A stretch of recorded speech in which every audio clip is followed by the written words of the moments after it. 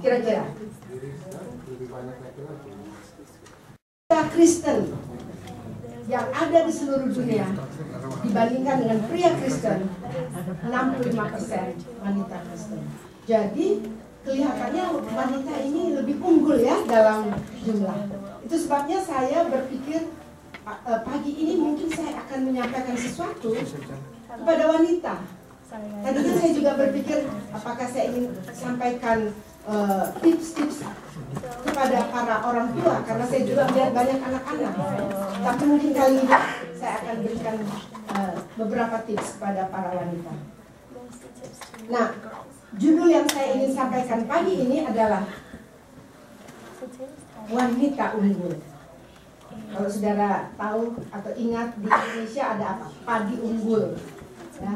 Ada bibit unggul, apalagi?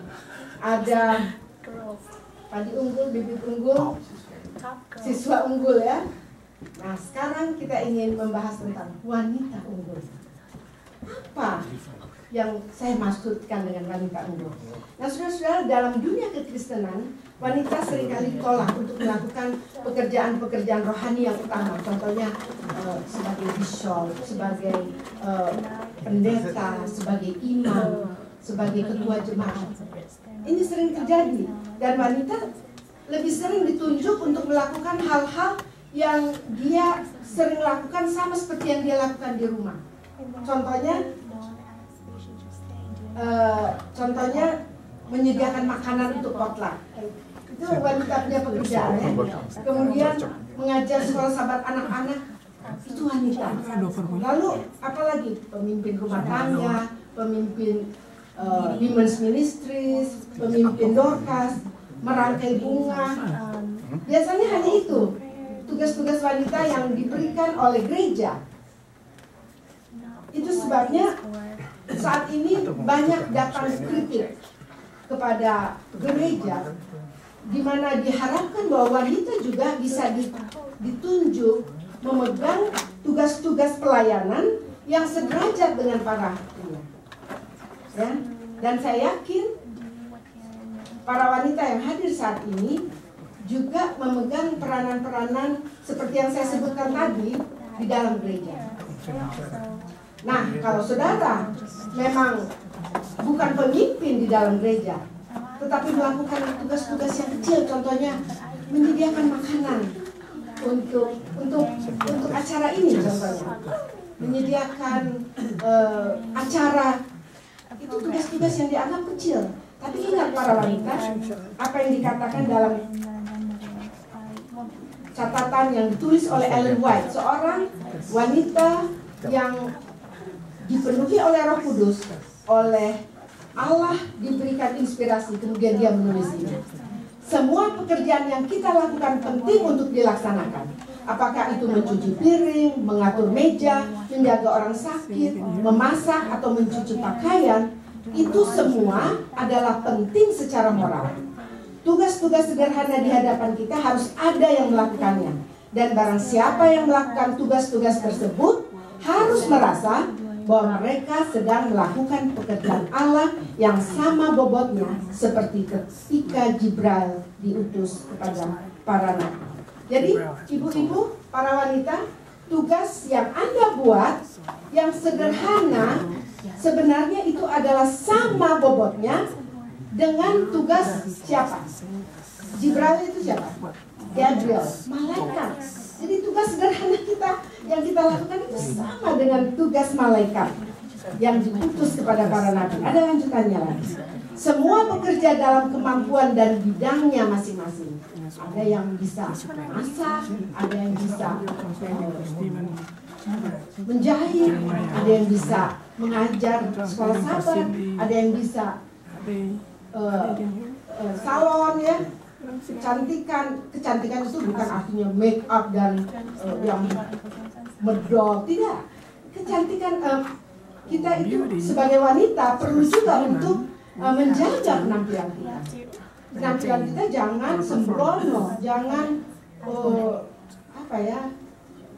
tidak menarik, tetapi juga Kalau kita membuat diri kita berpenampilan baik, bukan dengan maksud untuk menarik perhatian orang lain, tidak.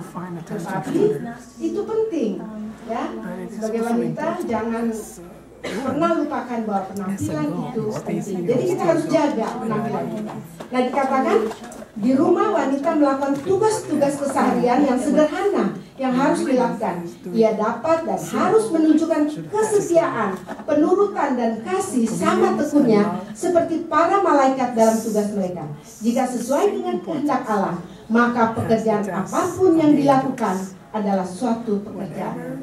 Jadi para wanita, pekerjaan apapun yang sederhana yang Anda lakukan dengan bersungguh-sungguh itu adalah sama dengan pekerjaan malaikat yang mulia. Nah, sekarang tugas kita tidak lebih kecil dari pria, ya, karena waktu Allah menciptakan Adam dan Hawa, dikatakan dalam Alkitab bahwa Hawa diciptakan untuk menjadi pendamping yang sepadan. Apa artinya sepadan? Sama, tidak lebih rendah, tidak lebih tinggi, sama dan sederajat, sepadan. Bahkan kalau kita mau akui bahwa wanita itu mempunyai talenta-talenta dan karunia-karunia rohani yang lebih dari pria. Nanti saya akan memberikan contoh. Banyak keistimewaan yang dimiliki para wanita melebihi para pria. Saya akan kasih contoh. Contohnya saja. Keistimewaan wanita terdapat di otak kita. Ada otak kiri, ada otak kanan. Nah, otak wanita berbeda dengan otak pria. Di kelas biologi kita pelajari bahwa otak di sebelah kiri, ini ya, otak di sebelah kiri ini mengatur hal-hal yang berkaitan dengan kata-kata. Jadi waktu saya berkata-kata ini, otak yang saya pakai adalah otak sebelah kiri. Berfungsi untuk hal-hal yang ada kaitan dengan komunikasi. Nah, sekarang otak sebelah kanan mengatur hal-hal nonverbal. Contohnya kalau kita melakukan sesuatu, kita menggunakan tangan, ya, kaki, atau apa saja yang non verbal. Otak sebelah kanan inilah yang dipakai. Nah, cara penggunaan otak kiri dan kanan ini di antara pria dan wanita tidak sama. Kalau laki-laki atau pria, dia menggunakan otaknya ini, kiri atau kanan, tidak bersama-sama. Jadi contohnya, kalau mereka menggunakan otak sebelah kiri, kalau mereka tidak bisa juga menggunakan otak sebelah kanan bersama-sama. Contohnya waktu mereka bertelepon. Nah, misalnya ini kalau dia lagi bertelepon, lagi bicara, lalu saya bicara kepada dia untuk menyampaikan sesuatu, dia bilang, dia tidak bisa bicara di telepon sambil dia mendengar apa yang saya bilang. Karena memang begitulah cara kerja otak pria. Beda dengan wanita. Kalau otak wanita, kedua-dua bagian otak ini bisa bekerja bersama-sama. Contohnya, waktu kita sedang terima telepon, kita bisa goreng tahu, ya, sambil masak. Oke, ya. Jadi ketemu di mana? Di gereja jam berapa? Sementara itu ada anak kita mau ke sekolah, langsung datang, kiss. Oke, kiss. Jadi dalam beberapa pekerjaan kita bisa melakukan hal itu bersama-sama dalam waktu yang bersama. Jadi dari situ saja sudah terlihat bahwa kemampuan wanita itu lebih besar daripada kemampuan pria. Itu sebabnya saya memilih judul pada pagi ini, wanita unggul. Wanita unggul. Karena memang kita sebagai wanita kelihatannya lebih unggul, ya, dari pria. Lebih unggul dalam hal-hal yang saya sudah sebutkan tadi. Lebih unggul dalam hal tanggung jawab, dalam hal mengatasi problema di dalam keluarga, biasanya istri-istri itu lebih mudah dan lebih bisa mengatasi problema dalam rumah tangga. Juga dalam daya tahan tubuh. Saudara, para pria, apakah saudara kuat membawa bayi di perut saudara dalam 9 bulan lamanya? Hanya wanita yang bisa lakukan itu. Daya tahan tubuh mereka itu kuat sekali. Ya, kuat wanita itu, fisik dalam mengatur rumah tangga. Jadi secara umum wanita itu lebih unggul dari pria. Nah sekarang pertanyaan, apa definisi unggul kalau gitu? Ada yang bisa kasih masukan? Yang paling baik, the best, unggul. Betul sekali. Kita lihat ya. Wanita memang lebih unggul. Definisi unggul saya ambil dari Thesaurus. Terpuji, menimbulkan rasa kagum, patut dicontoh, terkemuka, terkenal, hebat, tidak ternilai, menarik, unik, berbeda. Itulah arti kata unggul. Jadi wanita yang unggul adalah wanita yang terpuji, menimbulkan rasa kagum, patut dicontoh, terkemuka, hebat, tidak ternilai, menarik, unik, dan berbeda. Nah sekarang, apa konsep dunia tentang unggul? Konsep dunia tentang seorang wanita yang unggul adalah dia menjadi unggul kalau dia apa? Konsep dunia cantik. Siapa kira-kira yang bisa kita ambil contoh cantik? Siapa ini? Angelina Jolie. Angelina Jolie. Dikatakan Angelina Jolie adalah wanita tercantik di dunia. Siapa ini? Jennifer Aniston. Cantik juga. Marilyn Monroe. Mereka ini semua cantik, ya. Unggul, cantik, konsep dunia. Konsep dunia nomor 2 adalah pintar, brilian, seperti Hillary Clinton. Siapa lagi? Siapa ini? Nancy Pelosi. Wah, wanita brilian dia. Siapa lagi? Sarah Palin. Pintar, dan brilian. Unggul yang ketiga dalam konsep dunia, kaya.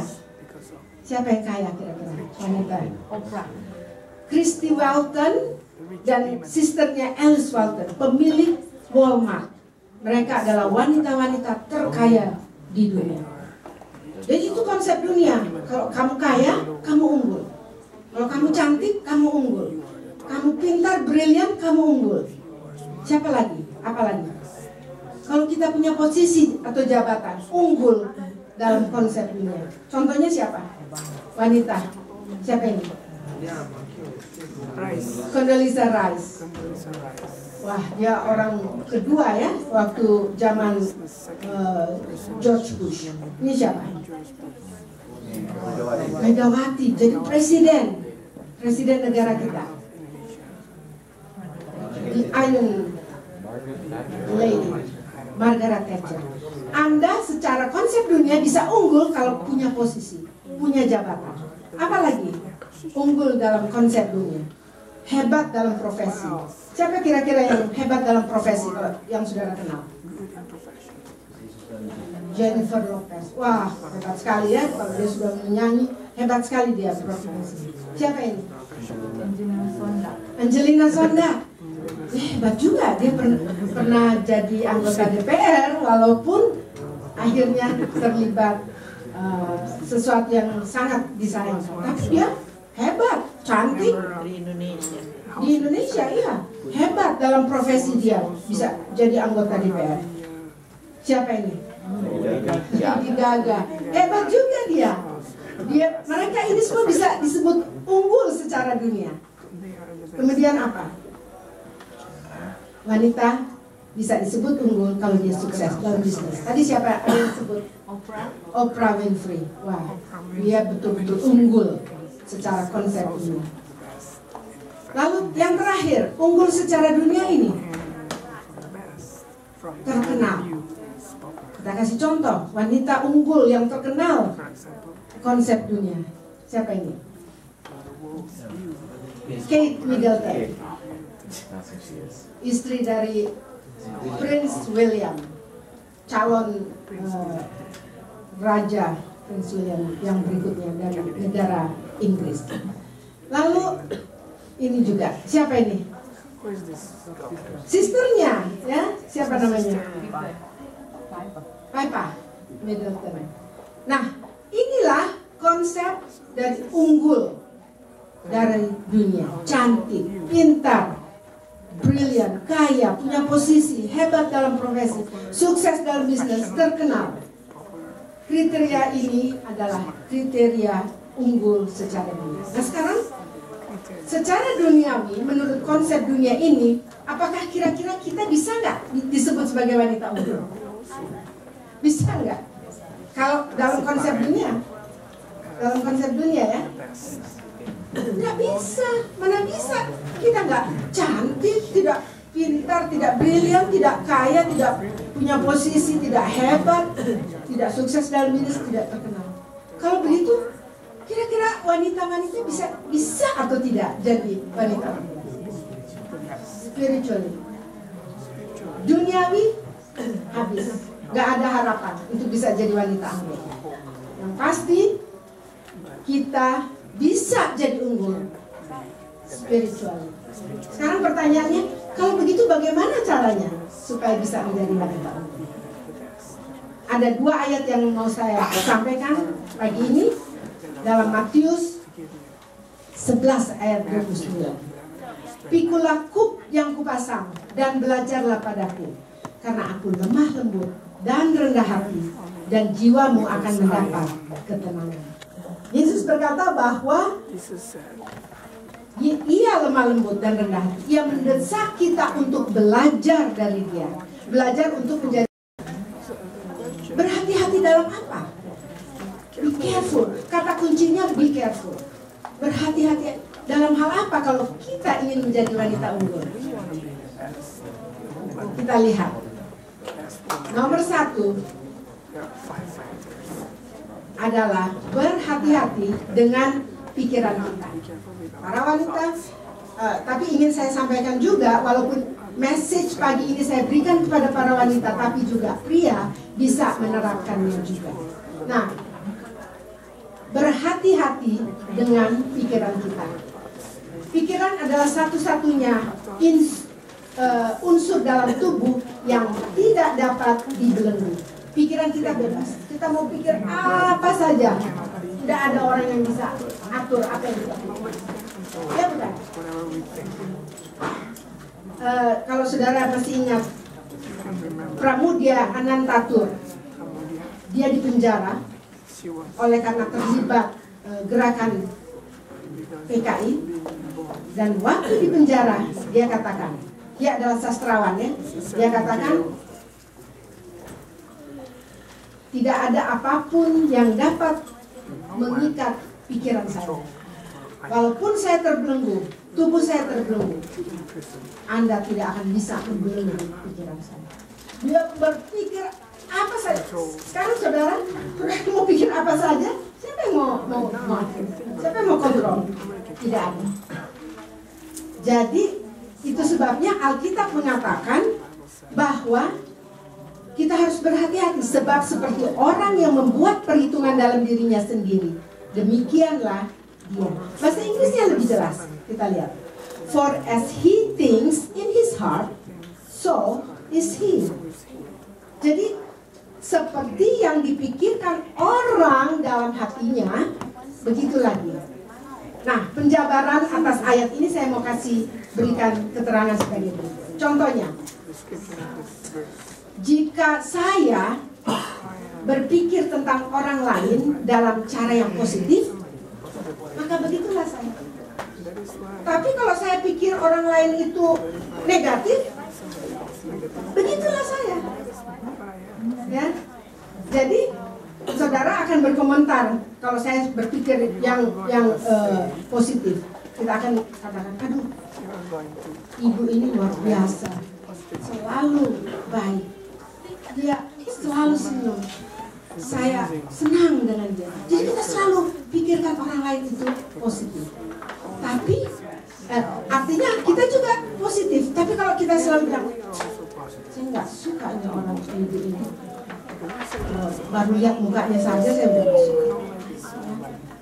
Kenapa nggak suka?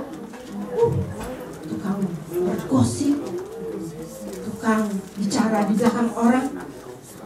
Kita pikir yang jelek tentang orang itu.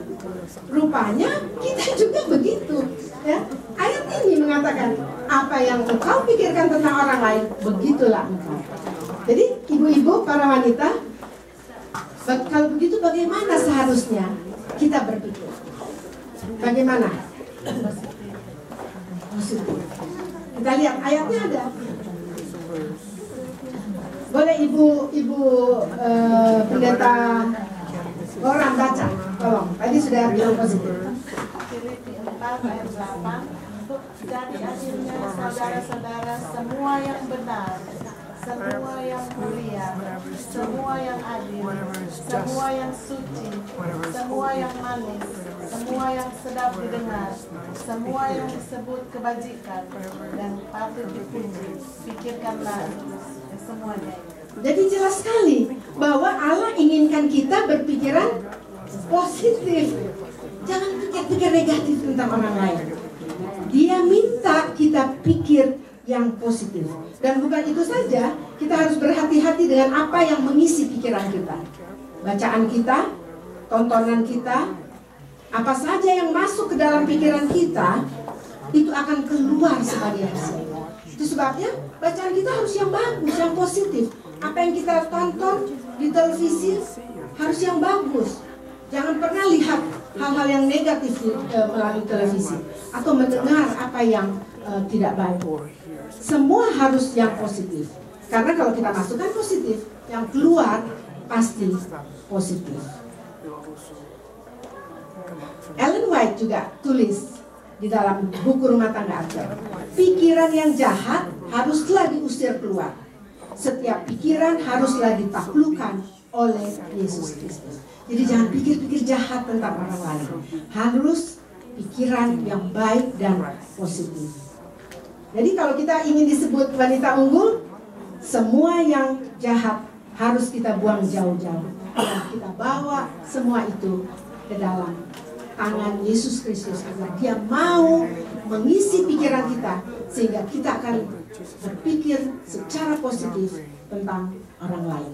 Nah sekarang pertanyaannya, mengapa kita harus berhati-hati menjaga pikiran kita? Kenapa?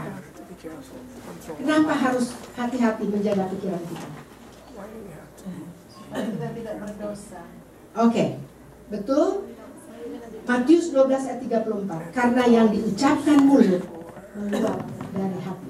Jadi apa yang ada di pikiran kita itu akan keluar dari mulut kita, dari kata-kata kita.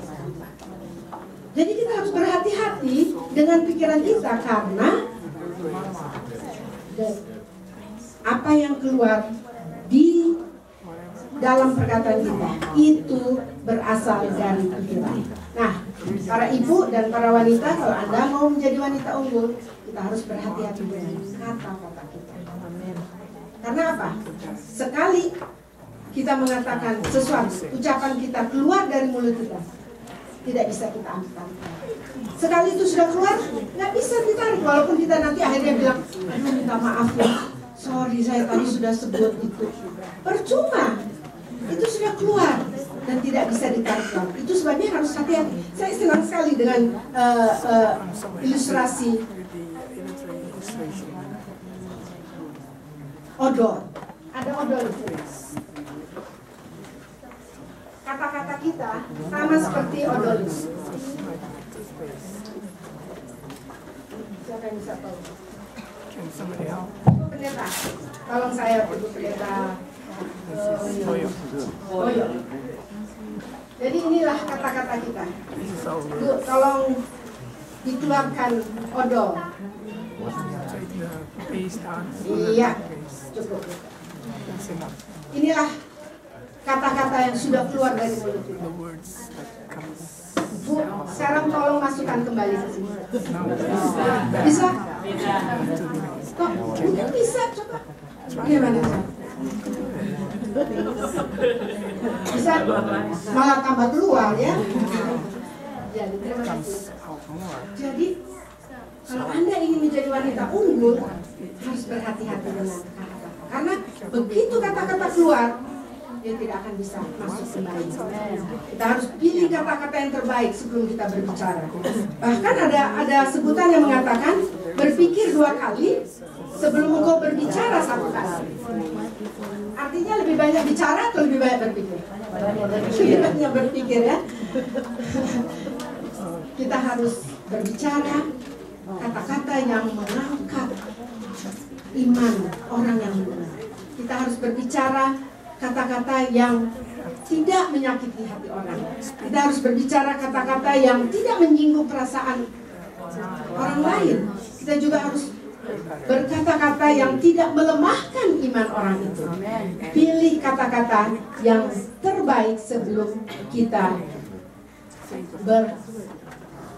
mengucapkan. Ayatnya ada. Kenapa kita harus pilih? Ayatnya ada. Kolose 4 ayat 6.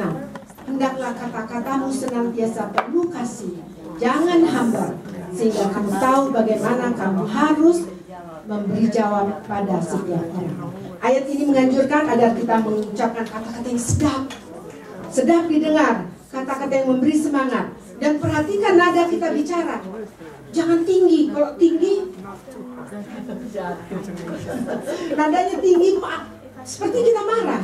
Kita harus jaga nada kita berbicara, kontrol emosi kita. Kita kalau biasanya emosi sudah marah, nadanya apa? Naik, kita tinggi ya. Kita harus jaga itu supaya tetap kita kontrol. Ellen White juga tulis, jangan biarkan satu pun kata kotor, kasar atau amarah yang lolos atau lepas dari bibir. Apa alasan yang lain sehingga kita harus berhati-hati dengan kata-kata kita? Alasan yang lain.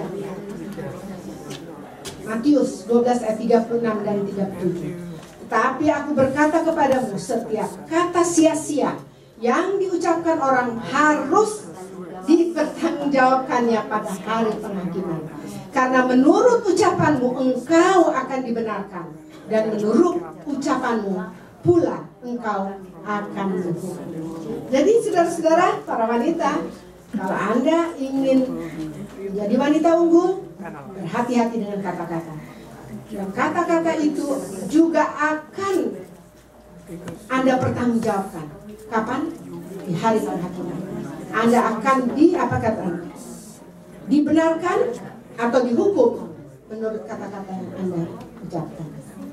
Ada lagi satu kutipan yang bagus sekali saya ingin sampaikan. Ellen White tulis, kita harus memberi pertanggungjawab kita kepada Allah tentang apa yang kita ucapkan. Kita akan dibawa ke hadapan pengadilan untuk setiap kata-kata yang gegabah diucapkan, yang tidak baik bagi si pembicara sendiri maupun pada si pendengar. Jadi saudara-saudara, berhati-hati dengan kata-kata kita. Pada hari penghakiman nanti, Allah akan bertanya dan menghakimi sesuai dengan kata-kata kita. Setiap kata-kata gegabah akan dihakimi. Sekarang pertanyaan, bagaimana dengan bergosip?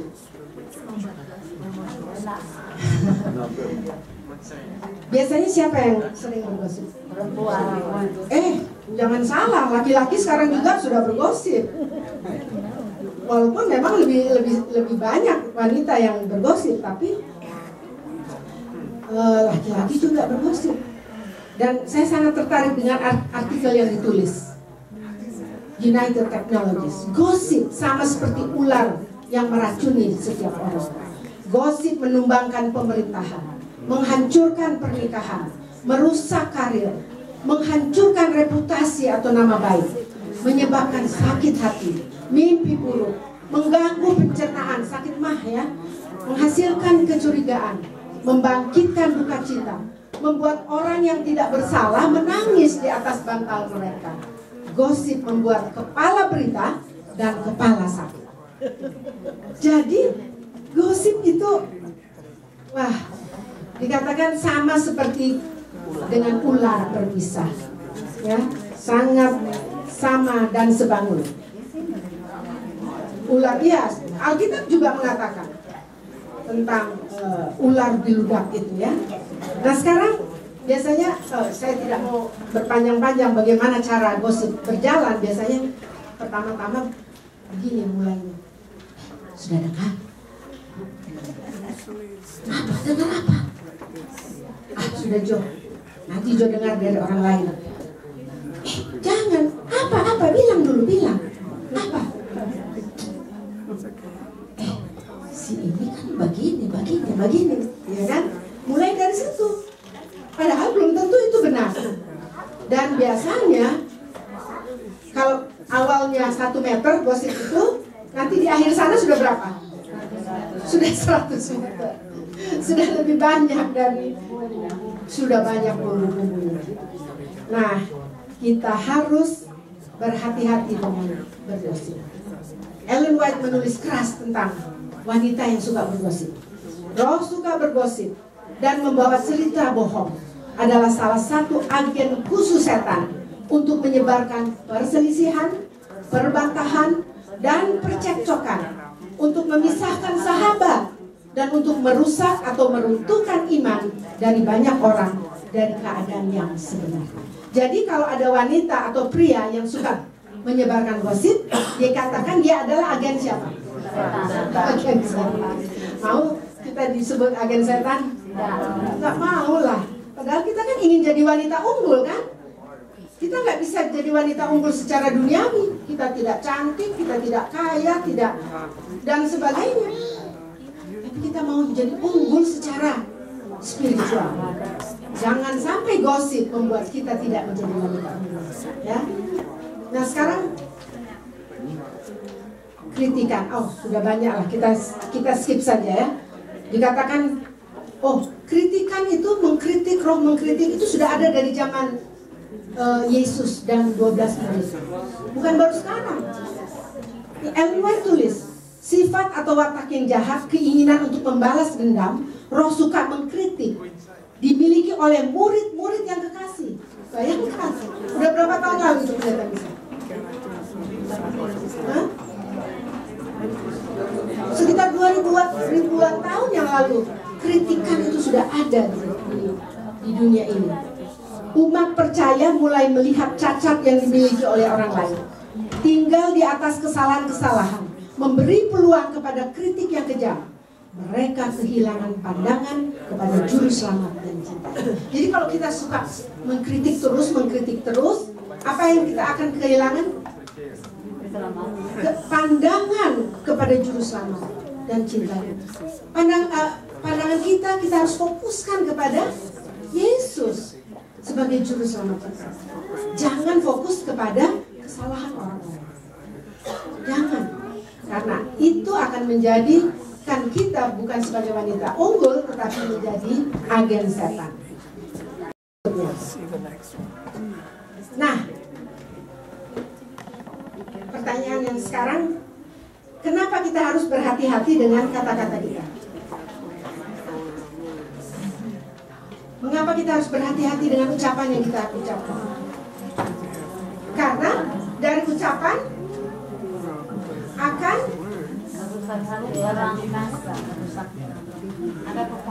setelah ucapan, apa yang next step? Tindakan. Makanya kita harus berhati-hati dengan tindakan kita, ya. Contohnya, ya, kalau di dalam hati saya membenci orang, lalu saya katakan kepada teman saya bahwa saya tidak suka orang itu. Langkah berikutnya apa yang saya buat? Saya nggak mau ketemu sama dia. Saya mau lihat wajahnya aja saya tidak mau kalau saya udah benci. Jadi dari pikiran ke kata-kata turun ke tindakan. Kita harus berhati-hati. Mau senyum ke dia saja kita nggak mau. Apalagi mau berbicara. Itu sebabnya kita harus berhati-hati. Berhati-hati dengan tindakan kita. Saudara berkata, nasi sudah menjadi dingin. Pernah? Biasanya penyesalan itu datang duluan atau belakangan? Belakangan. Setelah kita melakukan sesuatu yang tidak seharusnya,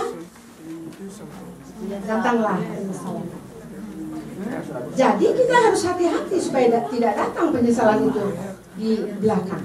Lalu itu sebabnya kita harus berhati-hati. Raja Salomo katakan, nama baik lebih berharga daripada kekayaan besar. Dikasihi orang lebih baik daripada perak dan emas. Jadi supaya kita disenangi oleh orang dan oleh manusia, kita harus punya nama baik, ya. Berhati-hati di dalam tindakan kita agar kita bisa mempunyai nama yang baik. Supaya engkau, Amsal 3 ayat 4, supaya engkau disenangi dan dihargai oleh Allah dan manusia. Jika kita menunjukkan kebaikan satu dengan yang lain, jika kita menunjukkan belas kasihan, jika kita saling mengampuni, maka kita akan disenangi oleh Allah. Ya, tunjukkan belas kasihan, saling mengampuni, kemudian juga menunjukkan kebaikan. Yesus menginstruksikan kepada kita, hendaklah kamu baik hati seorang terhadap yang lain, berbelas kasihan dan saling mengampuni, sebagaimana Allah di dalam Yesus Kristus telah mengampuni kamu. Jadi pengampunan itu sangat penting di dalam kita bermasyarakat. Pengampunan itu sangat penting di dalam rumah tangga. Pengampunan itu sangat penting di dalam gereja. Karena kalau tidak ada pengampunan, maka rumah tangga tidak akan damai, gereja tidak akan damai, sesama teman tidak akan damai kalau tidak ada pengampunan. Saling mengampuni. Yesus katakan, semua orang bertanggung jawab untuk tindakan-tindakan yang mereka buat dalam masa percobaan di dunia. Semua orang tidak mempunyai kuasa untuk mengendalikan tindakan mereka jika mereka mau. Yesus mengenal semua kelemahan kita, kelemahan alami manusia. Dan jika Yesus diminta, Yesus akan memberikan kekuatan untuk mengatasi godaan-godaan yang paling kuat sekalipun. Semua orang dapat memperoleh kekuatan ini jika mereka mencari dengan kenalan. Jadi saudara-saudara, kita dapat mengendalikan tindakan kita kalau kita mau. Di mana ada kemauan, di sana ada jalan. Asal kita meminta bersungguh-sungguh kepada Yesus untuk memberikan kepada kita kuasa untuk bisa mengendalikan semua tindakan kita. Nah sekarang, jika kita melakukan suatu tindakan secara berulang-ulang, apa yang akan dihasilkan? Kebiasaan, habit, ya. Itu sebabnya kita harus berhati-hati dengan apa kita, dengan kebiasaan kita, dengan habit kita. Kalau begitu, bagaimana Alkitab katakan seharusnya kebiasaan yang harus kita lakukan?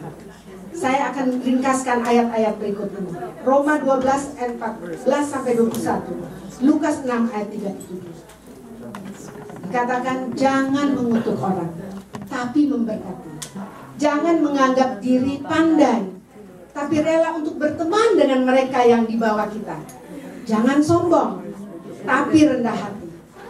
Jangan membalas kejahatan dengan kejahatan.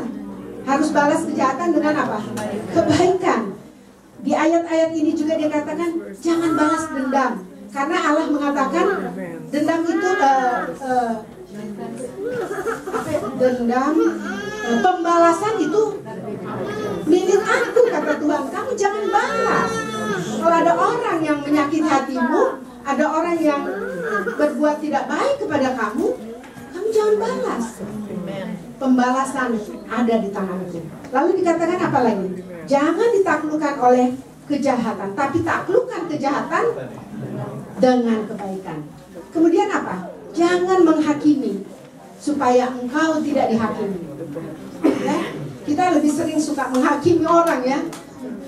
Padahal Allah katakan penghakiman, selain pembalasan, penghakiman Allah katakan itu milikku.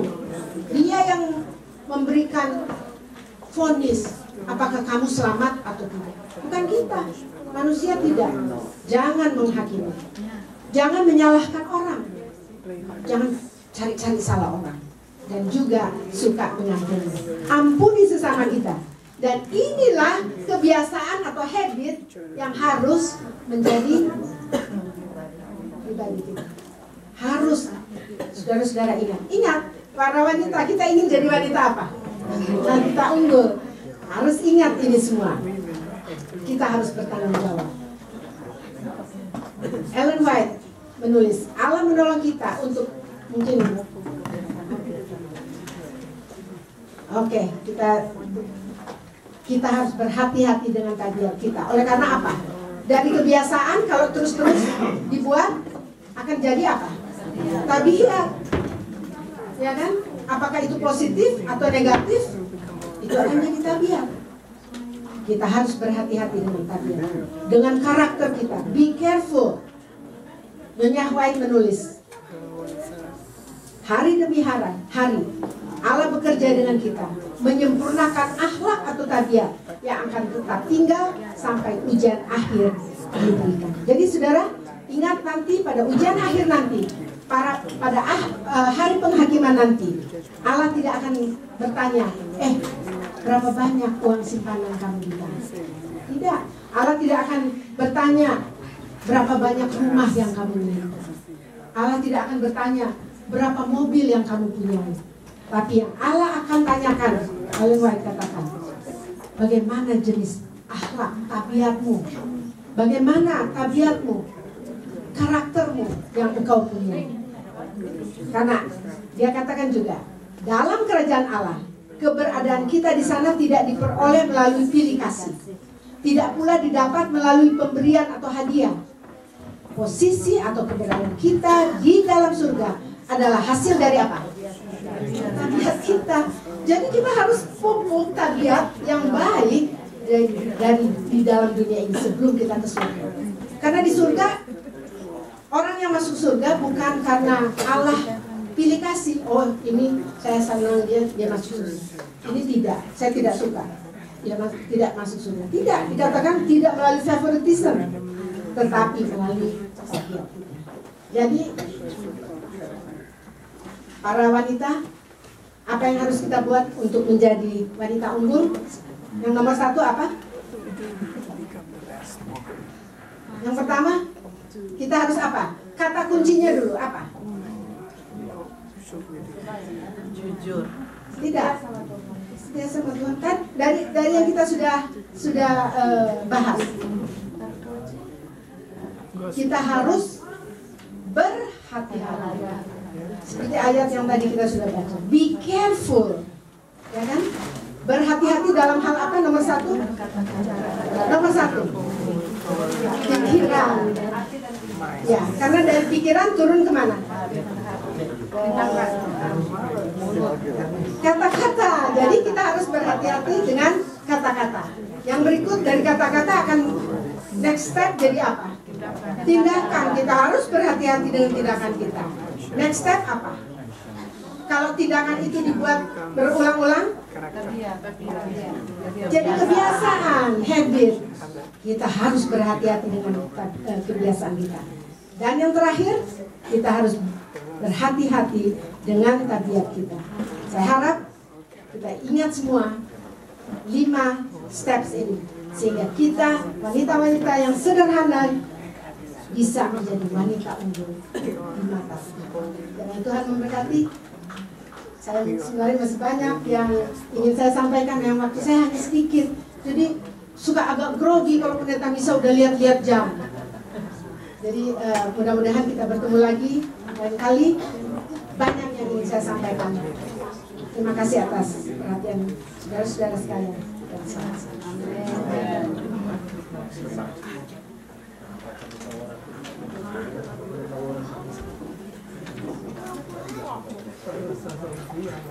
baik, terima kasih kepada Misa yang sudah membawakan suatu pelajaran. Thank you, Mrs. Misa. Ini lesson about women. Ada baik, kita akan mendengarkan satu lagu spesial dari Alicia. So we'll listen to a special song from Alicia. Alicia.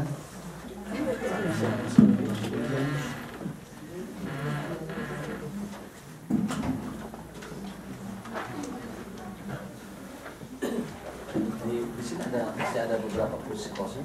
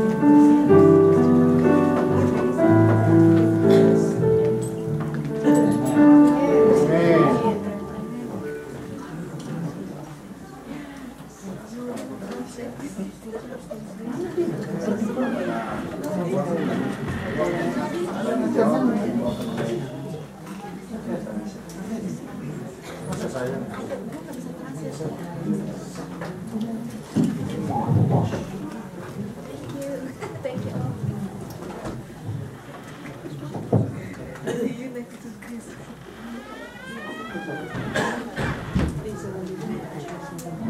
selamat pagi dan selamat sabat pada saudara sekalian. Kita merasa bersyukur kepada Tuhan untuk kesempatan di mana kita bisa belajar bersama-sama kehendak Tuhan lewat firman-Nya, dan terima kasih Ibu Lisa yang sudah membagikan kepada kita bagaimana menjadi wanita peduli. Orang mati tidak ada kehidupan, tidak ada pertumbuhan, tidak ada pertobatan. Orang mati tidak tahu apa-apa. Begitu dibangkitkan, dia bangkit sebagaimana dia ada waktu dia mati. Begitu juga dengan bayi-bayi, ketika mereka mati, lalu waktu dibangkitkan, mereka akan bangkit sebagai bayi. Tetapi apakah bayi-bayi ini akan terus selama-lamanya bayi terus? Sekarang saya mau bertanya kepada saudara, apakah saudara senang? Berapa di sini ibu dan bapak yang punya anak? Ibu dan bapaknya. Oke. Begitu lahir anak saudara, senang kan? Cute tuh, senang. Orang rubah, mukanya kayak papa, kayak mama, kayak opa, kayak oma, senang. Tetapi kalau anak itu setelah 10 tahun masih tetap bayi terus. Aduh cute ya bayi. Di tempat tidur goyang-goyang tangan dan kaki. Saudara senang atau tidak? Sudah 10 tahun masih bayi terus. 15 tahun masih bayi terus. 20 tahun bayi terus. Sudah 25 tahun, 30 tahun masih tetap bayi. Senang atau tidak? Tidak. Tentu tidak. Ada yang salah. Jadi anak bayi itu harus bertumbuh. Nah, apakah di surga kita lihat kehidupan kita akan selama-lamanya? Apakah bayi akan selama-lamanya bayi terus? Sudah barang tentu tidak. Mari catat ayatnya, terdapat dalam Efesus pasal 4 ayat 13. Efesus 4 ayat 13. Sampai kita semua telah mencapai kesatuan iman dan pengetahuan yang benar tentang anak Allah, kedewasaan penuh dan tingkat pertumbuhan yang sesuai dengan kepenuhan Kristus. Akan terjadi pertumbuhan bagi bayi-bayi yang akan masuk surga ini. Mereka akan bertumbuh terus sampai mencapai kedewasaan penuh. Bayi tidak akan terus bertumbuh dan bertumbuh terus, tapi sama seperti kita kan. Dulu saudara dan saya bayi, lalu pada usia tertentu pertumbuhan itu berhenti.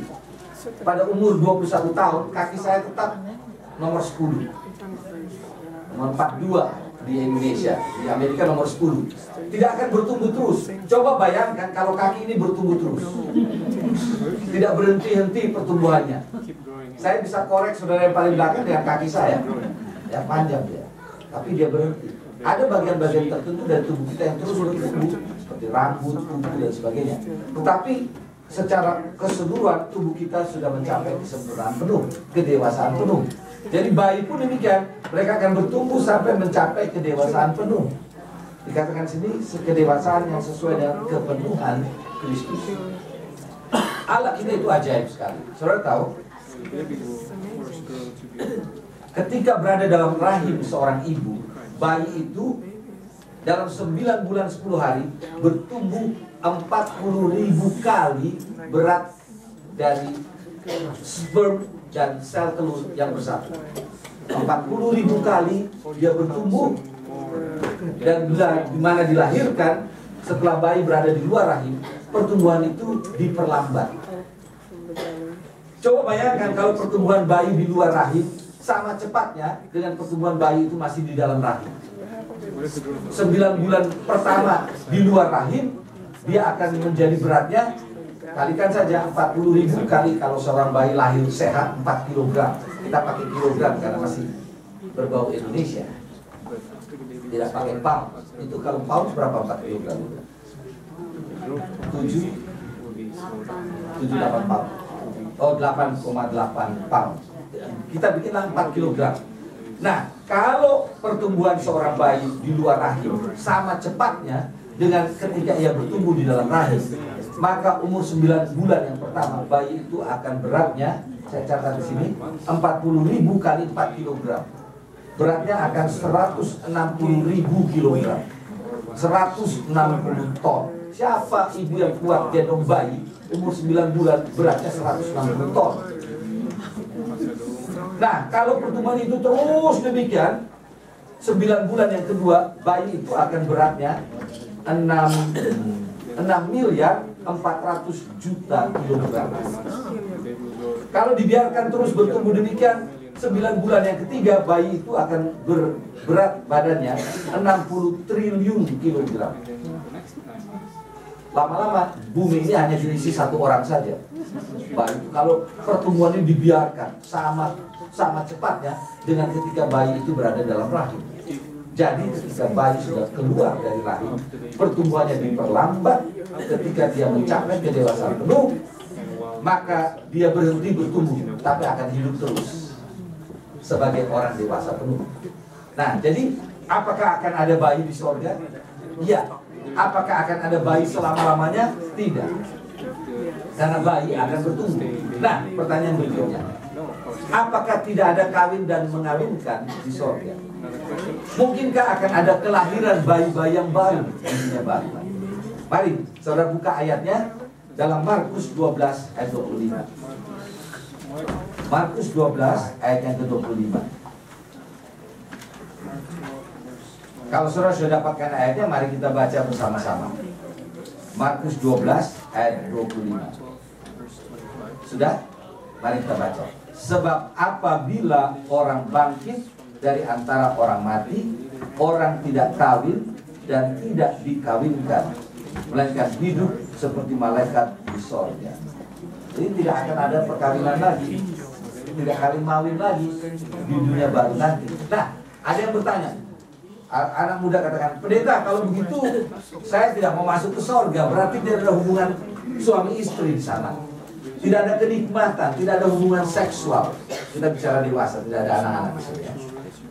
Jadi kalau begitu saya tidak mau ke sorga, berarti tidak ada kesenangan, tidak ada kenikmatan, karena tidak ada seks di sana.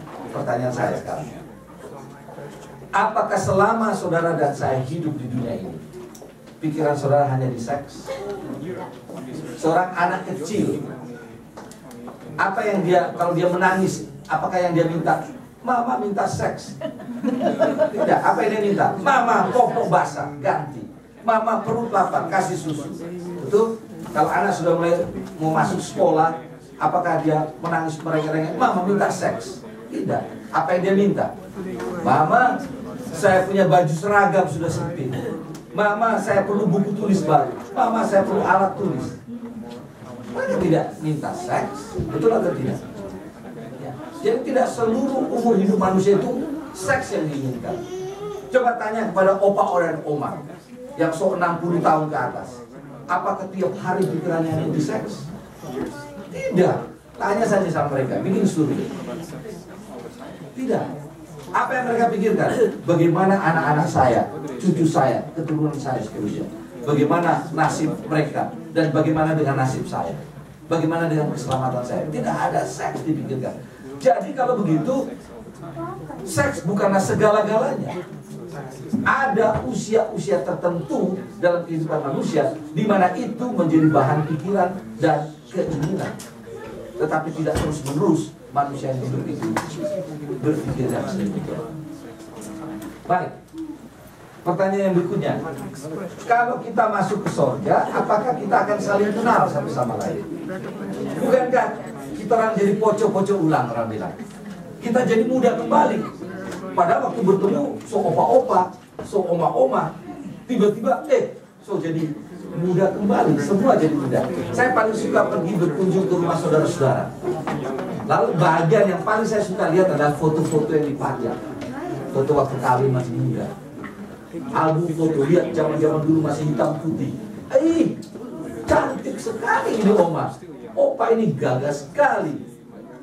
Itu yang paling saya suka lihat. Nah, ketika nanti kita berada di sorga, apakah kita akan saling kenal satu sama lain? Karena kita sudah jadi muda kembali. Mari kita baca ayatnya. 1 Korintus 13. 1 Korintus 13 ayat yang ke-12. Kita baca. Karena sekarang kita melihat dalam cermin suatu gambaran yang samar-samar. Tetapi nanti kita akan melihat muka dengan muka. Sekarang aku hanya mengenal dengan tidak sempurna, tetapi nanti aku akan mengenal dengan sempurna seperti aku sendiri dikenal.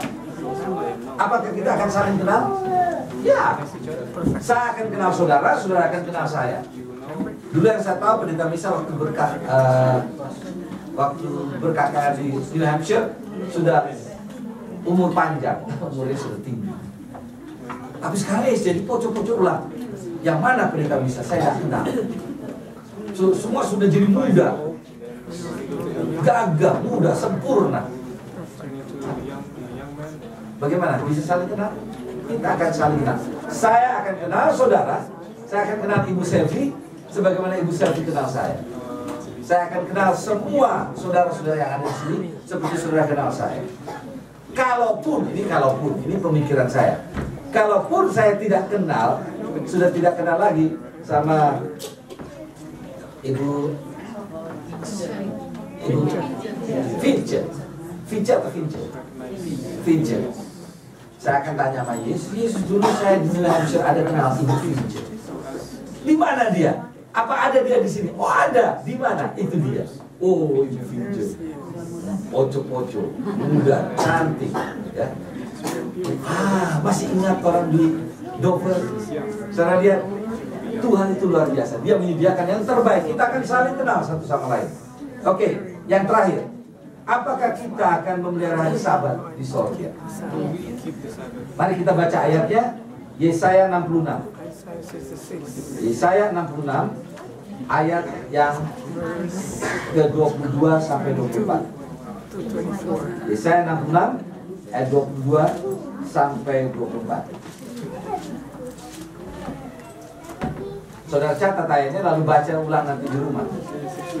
Sebab sama seperti langit yang baru dan bumi yang baru yang akan kujadikan itu tinggal tetap di hadapanku.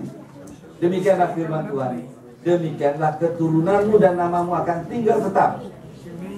Bulan berganti bulan dan sabat berganti sabat. Maka seluruh umat manusia akan datang untuk sujud menyembah di hadapanku, firman Tuhan. Kalau lihat Yesaya 66 ayat 22 dan 23. Bulan berganti bulan. Ini berbicara tentang dunia baru. Bulan berganti bulan, sabat berganti sabat. Umat Tuhan akan apa dikatakan? Seluruh umat manusia akan datang untuk sujud menyembah di hadapanku, firman Tuhan. Bagaimana caranya kita bisa terbiasa menyembah sujud kepada Allah pada hari Sabat di dunia baru? Itu terulang kepada waktu kita di dunia baru, di dunia lama ini. Kita melatih diri kita bersabar. Ada dari antara saudara-saudara yang mungkin baru kali ini merayakan Sabat, hari jadi penciptaan, monumen peringatan jati diri Allah. Hari ini kita berkumpul bersama. Ada yang sudah membiasakan dirinya menyucikan Sabat, dan itu akan kita teruskan sampai di dunia baru. Dari Sabat ke Sabat, saya sudah bayangkan waktu nanti Sabat pertama, waktu setelah Yesus datang, Sabat yang pertama kita merayakan Sabat bersama dengan Yesus Kristus. Kita akan minta Yesus Kristus mengajar pelajaran sekolah Sabat.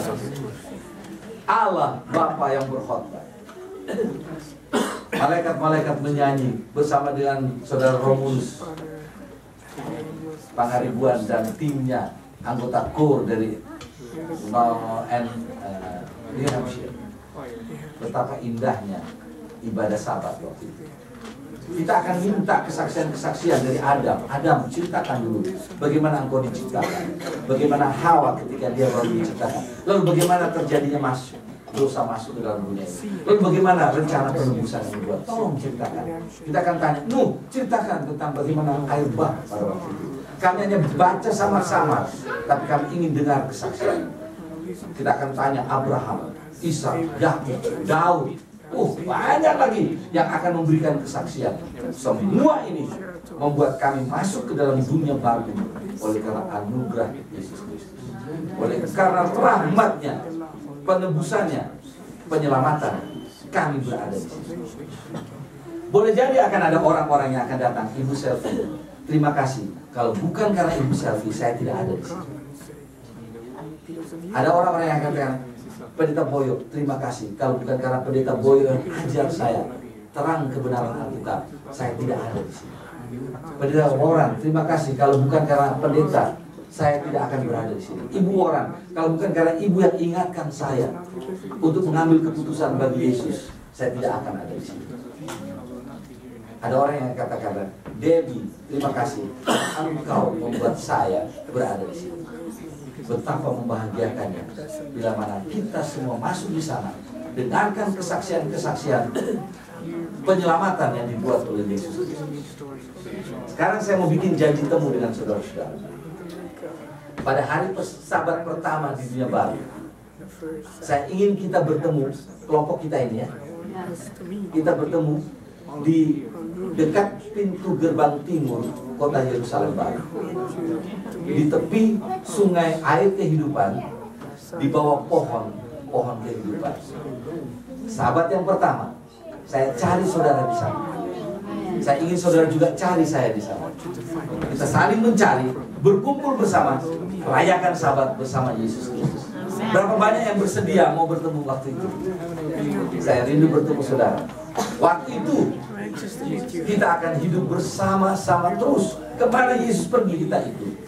Tadi Ibu Lauren tanyakan, lalu bagaimana kalau kita mau tamasya ke planet-planet, ke bintang-bintang yang jumlahnya begitu banyak. Tadi malam kita sudah belajar, bermiliar-miliar, bertriliun, berkuadriliun bintang-bintang. Kita pikir tidak perlu beli tiket. Sekarang mesti beli tiket. Oh, sudah harganya sekarang ini high season, lebih tinggi harganya. Low season, lebih murah. Tidak ada demikian. Kita semua akan terbang bersama-sama, dan tidak akan pernah habis tempat yang kita akan pergi itu. Kantor kami setiap tahun selalu piknik ke tempat yang sama, tapi tidak pernah bosan tempat yang sama, karena acaranya dibikin berbeda-beda, bervariasi. Sudah 8 tahun saya bekerja di kantor saya ini, di General Conference, dan tempat pikniknya sama terus, tapi tidak pernah membosankan. Apalagi nanti ruang gerak kita begitu leluasa, banyak sekali. Saya akan minta, seperti saya katakan tadi malam, saya akan minta Yesus, tolong kasih saya Tuhan rumah yang besar sekali. Bukan karena saya selfish, karena saya punya banyak kenalan. Ada Ibu Boyo, ada macam-macam banyak. Saya ingin sebut bisa nama-nama. Ada Pak Pardede, ada Pak Utapea, ada Debbie dan mamanya. Siapa lagi? Yulin, Dennis, Ria, Lingling, Ibu Selfie. Sebutkan nama saudara. Saya mau undang saudara semua datang bertamu di rumah saya. Ada cukup tempat untuk saudara di rumah saya. Saya juga ingin dan rindu saudara undang bertamu di rumah saudara. Dan kita akan saling mengundang satu sama lain. Dan kita akan bertamasya, tidak pernah habis, tidak pernah bosan. Hidup selama-lamanya bersama dengan Tuhan. Jangan lupa janji temu kita. Sahabat pertama, ketika kita selamat nanti, grup yang kecil ini, saya juga akan undang grup-grup yang lain, sehingga grup kita akan menjadi besar. Kita bertemu di pintu gerbang timur kota Yerusalem Baru, di tepi sungai air kehidupan, di bawah pohon-pohon kehidupan. Semoga itu menjadi kenyataan. Baik, sebelum saya masuk kepada bahasan inti hari ini, kita akan dengarkan pengumuman dari protokol kita. Ada lagi? Ya, oke, silakan.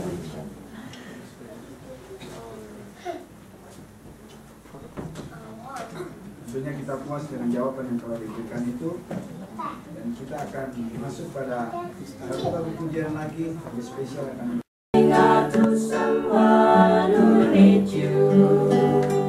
Are you there? Love will understand when others have forsaken. Oh brother, do you care? You and I must show the way to our fellow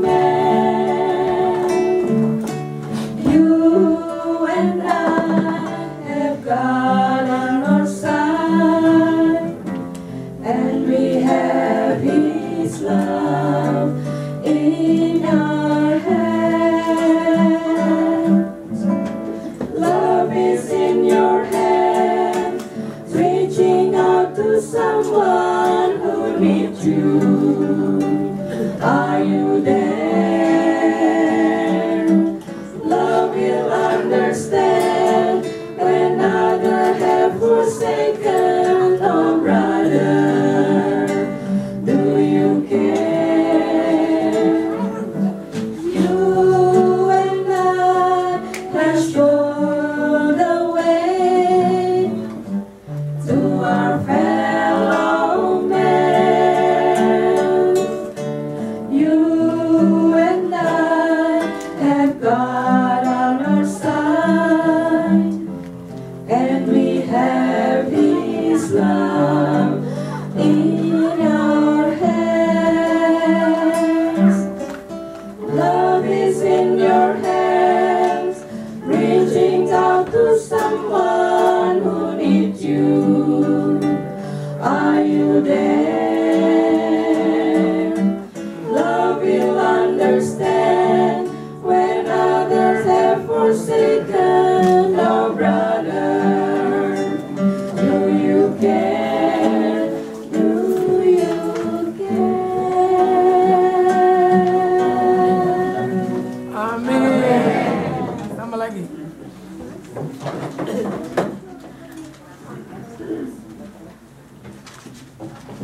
Terima kasih untuk lagu yang dituntut itu. Kita langsung pada lagu tema kita. Kita bangkit berdiri, saksikan lagu Angkat Nama Ini.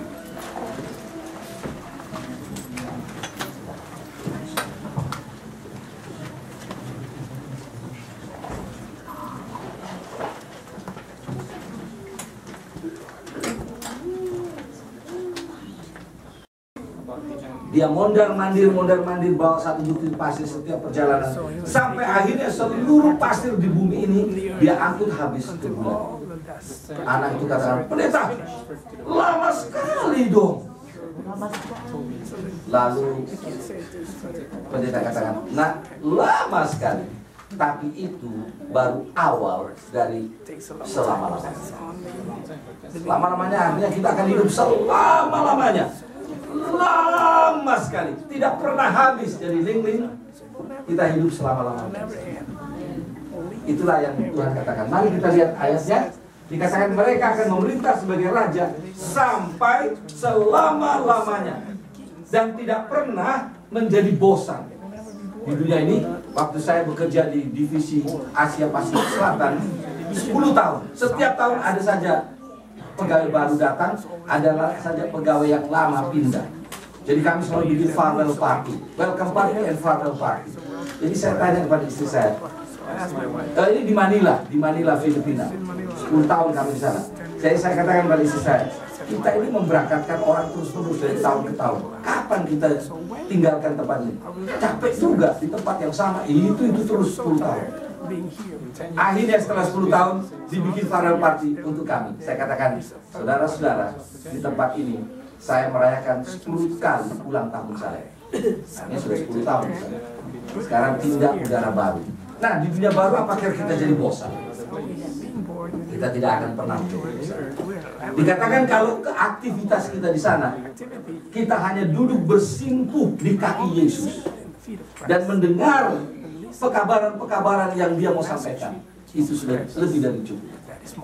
Duduk di kaki Yesus untuk selama-lamanya. Itu pun saya mau jalan. Tidak akan pernah kita merasa bosan di dunia baru. Dan kita di sana bukan hanya sekedar duduk, kita akan memerintah sebagai raja bersama-sama selama-lamanya. Jadi bayangkan Raja Dennis, Raja Yulin, Raja Fincher, Raja Pardede, Raja Utapea, Raja Hertog, Raja Sam, semua jadi raja kita. Raja Linda Boyo, Raja Nyonya Boran. Apa artinya kita jadi raja? Status kita naik kan? Semua jadi raja.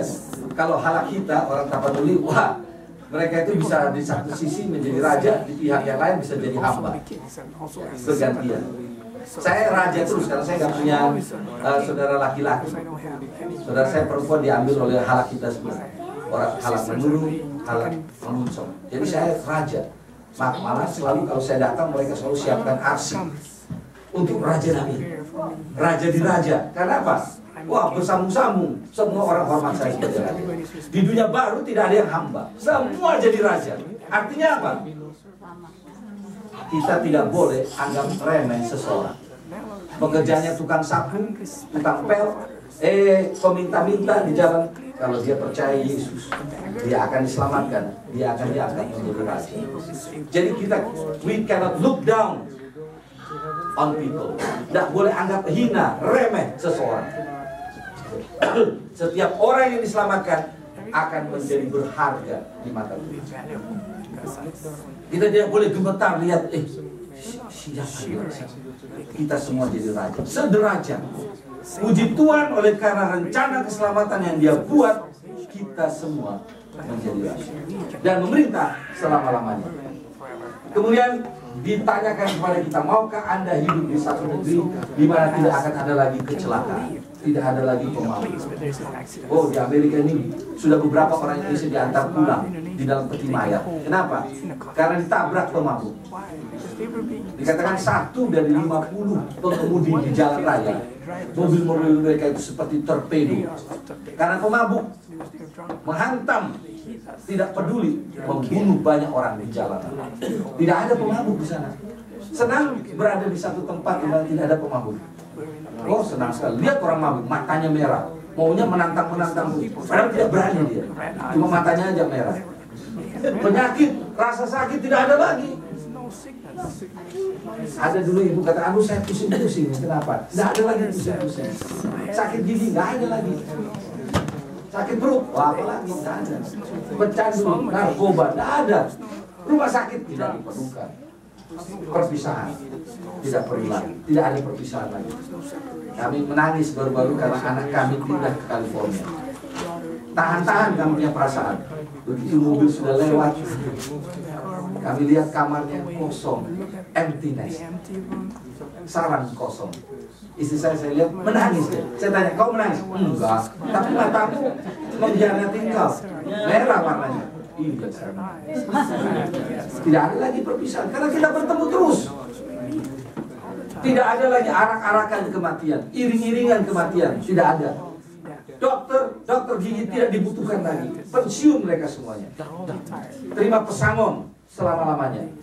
Tapi tetap ada dokter gigi masuk surga. Perawat, banyak perawat masuk surga. Tapi tidak lagi merawat orang sakit. Tidak ada orang sakit lagi. Ahli hukum tidak diperlukan. Rentenir, lawyer tidak perlu. Lawyer sekarang makan orang punya nyawa orang. Makanan. Ada dulu lawyer yang, aduh. Makanya mereka bilang, ada yang bilang lawyer nggak ada di surga. Tapi akan ada lawyer yang percaya Yesus, menerima keselamatan, dia akan masuk di surga. Rentenir, nggak ada rentenir. Tahu rentenir? Orang yang kasih pinjam uang, tapi jumlahnya mencekik leher. Tidak ada rentenir di sana. Semua sama, kita hidup sama nanti di sana. Pengangguran tidak ada. Belak lapar, kemiskinan, krisis moneter, goodbye semuanya.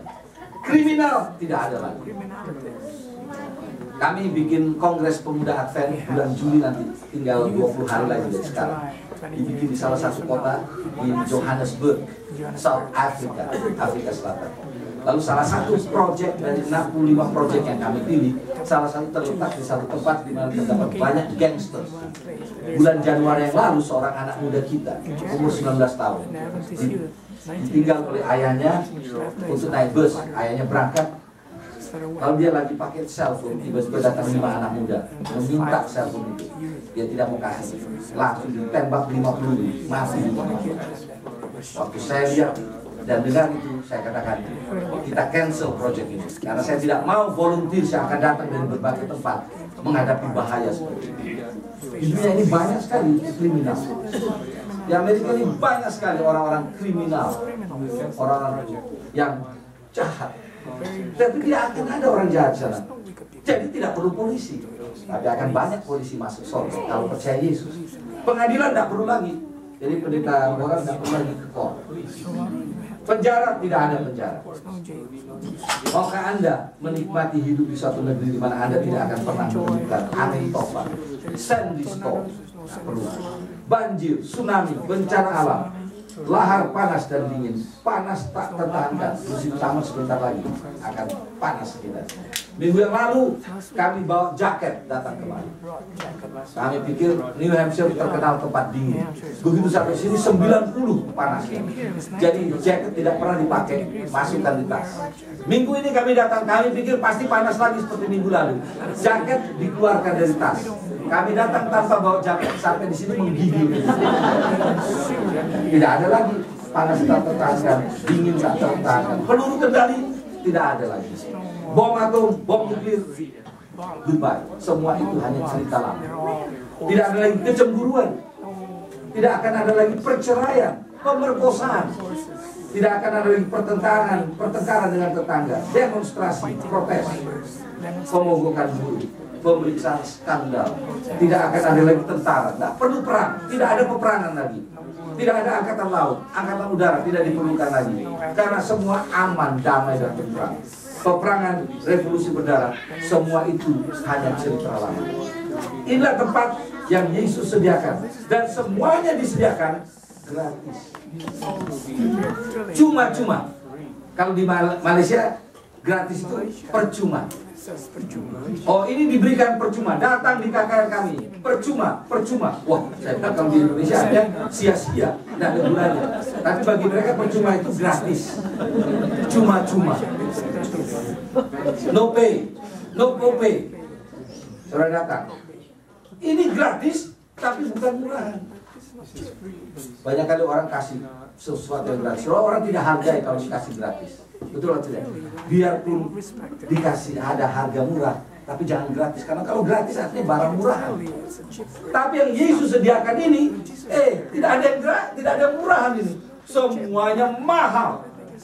Tapi sudah ada yang bayar. Waktu kakak saya datang ke Surabaya, saya bekerja sebagai ketua dari conference waktu itu. Jadi saya berkata kepada salah seorang anggota businessman di conference kami. Dia seorang komisaris dari hotel-hotel yang ada, hotel-hotel berbintang 5. Dia saya katakan, Pak, apa boleh saya dapat voucher untuk 2 kamar selama 4 hari? Saya punya kakak dari Jerman datang. Oh, boleh Pak. Tanggal berapa? Saya kasih. Saya dengan mengantongi voucher ini, saya pergi ke hotel berbintang 5. Kami tinggal di sana 4 hari 2 kamar, menikmati semua pelayanan hotel berbintang 5 di Bali, di Nusa Dua. Senangnya bukan main. Apakah hotel berbintang 5 di Bali itu murahan? Tidak, mahal. Tapi saya dapat menikmati bersama keluarga waktu menyenangkan tanpa bayar. Kenapa? Seseorang memberikan voucher kepada saya, sehingga saya bisa menikmati semua kenikmatan hotel berbintang. Yesus menyediakan tempat yang mahal harganya, tetapi kita nikmati semua itu tanpa keluarkan uang dari kantong kita. Kenapa? Somebody has paid it ahead of. Seseorang membayarnya untuk kita. Dan orang itu, pribadi itu adalah Yesus Kristus. Dia telah membayar semua itu tunai, lunas. Dengan apa? Darah, dengan nyawa. Oke, judul kita hari ini adalah keselamatan semakin nyata. Saudara tahu gambar apa ini? Visa kemana? Ke Amerika. Iya. Kalau saudara mau masuk ke Amerika dari Indonesia, kecuali yang lahir di sini, saudara harus punya visa ini ditempelkan di lembaran paspor saudara.